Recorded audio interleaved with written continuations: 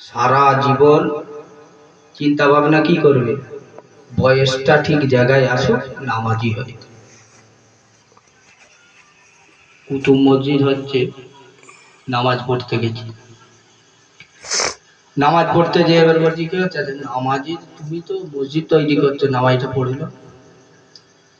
দারুণ উত্তর দিচ্ছে, এই যে বাবা ঢালাই হয়ে গেল, এরপরে পাটা খুলবে, পাটা খোলার পরেই যে নামাজ চালু হবে, ওই যে ঢুকবো আর ও কি করে জানলো পাটা খোলা পর্যন্ত ও থাকবে, আর যদি পাটা খোলার আগে চলে যায়, ওই পাটা থাকবে না, ভেঙে যাবে, সুটিয়ে লাল করে বুঝলেন।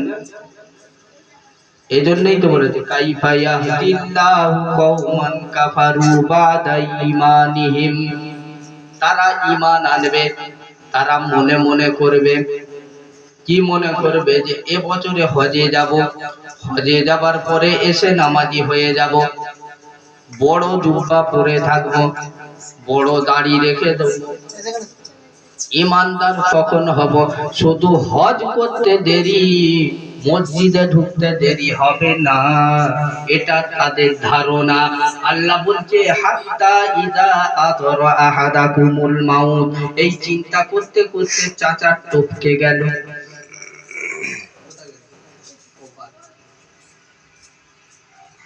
আর এই চিন্তার যখন চোখ খুলেছে, সোজা কবরের বাঁশ দেখতে পেয়েছে, কি খবর, ফেরেশতা উঠে বলছে ওঠো,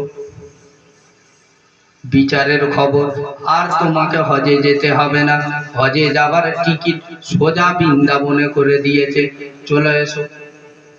চাচাকে জিজ্ঞাসা করতে, বলো মান রব্বুকা, বলছে ওইটা তো ভেবেছিলাম হজে যাবার পরে বুঝবো,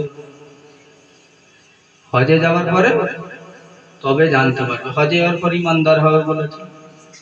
হাত্তা ইযা হাদারা আহাদাকুমুল মাউত ক্বালা ইন্নী তুবতুল আন, তাদের চিন্তা ভাবনা একরকম থাকবে, আজ নয় কাল থেকে নামাজি হব, পরশু থেকে নামাজি হব, আসর গেছে যাক, মাগরিব থেকে হব না, একদম ফজর থেকে হব, রাতের বেলা শুয়ে মারা গেল, যদি আসরের নামাজ তওবা করে ধরে নিত, কসম খোদার সব গুনাহ মাফ হয়ে যেত।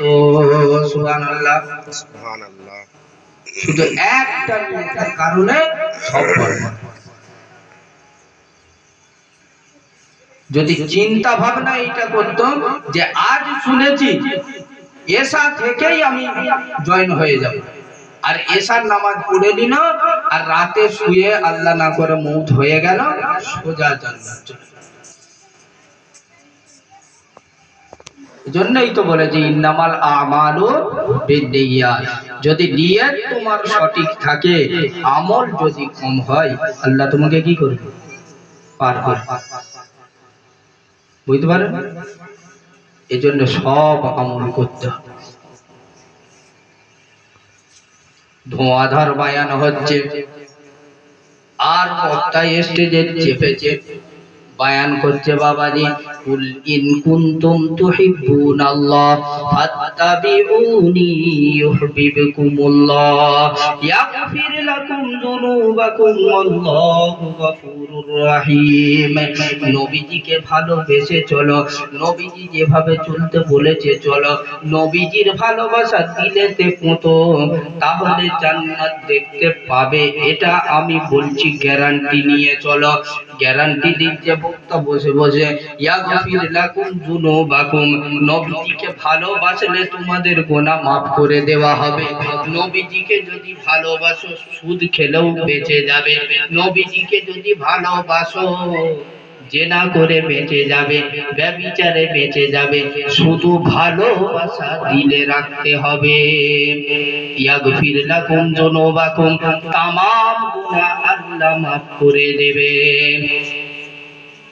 তরজমা করে বক্তা নেবে চলে গেছে, গোটা পাড়ার লোক সারা জীবন বক্স বেজিয়ে এক জায়গায় হয়ে উঠে দাঁড়িয়ে কিয়াম করে ভালোবাসা প্রকাশ করে দিয়েছে। পাড়ায় একটা ভালো মুরব্বী ছেলে ফোন দিয়েছে, হুজুর বায়ান করেছেন আপনি। বায়ান করার পরে এরা সবাই গান বাজিয়ে একসঙ্গে দাঁড়িয়ে কিয়াম করে সব মাফ করে নিয়েছে। বলে বোকা, বায়ানটা ঠিক শোনা হয়নি। চাচা খালি ওইটুকু শুনেছে, পুরো শোনে নাই। পুরোটা ছিল কি, কুল ইন কুনতুম তুহিব্বুনাল্লাহ। এখানে একটা হাদিস আছে, লা আহাদুকুম হাত্তা আকুনা আহাব্বা ইলাইহি মিন ওয়ালিদিহি ওয়া ওয়ালাদিহি ওয়ান নাসি আজমাইন। এই হাদিসটা তখনই বোঝা যাবে যখন রাসূল সামনে আসবে বিবি বাচ্চাকে কুরবান করার জন্য, জিহাদের ময়দানে নিজে চলে যাবে। যখন হুজুরের শানে গুস্তাকি হবে, লড়াইয়ের ময়দান তৈরি হবে, তোমরা তখন সব মাল সম্পদ নিয়ে সেখানে যাবে, নিজের বাচ্চাকে ঢাল স্বরূপ বলে স্বীকার করবে। যখন তোমরা নিজেরা চিন্তা ভাবনা এইরকম করবে যে আমাদের পরিবারের চাইতে রসুলের মোহাব্বত আমার দিলে বেশি, রসুলের গায়ে একটা আঁচল লাগতে দেবো না। যেমন বদরের যুদ্ধের ঘটনা, দুইজনকে বলেছিল তার মা নিয়েছে, হুজুর আমার এই দুটো ছেলেকে যুদ্ধের ময়দানে নিয়ে যান। হুজুর বলছে এই ছেলে যুদ্ধের ময়দানে কাজে লাগবে না, এত ছোট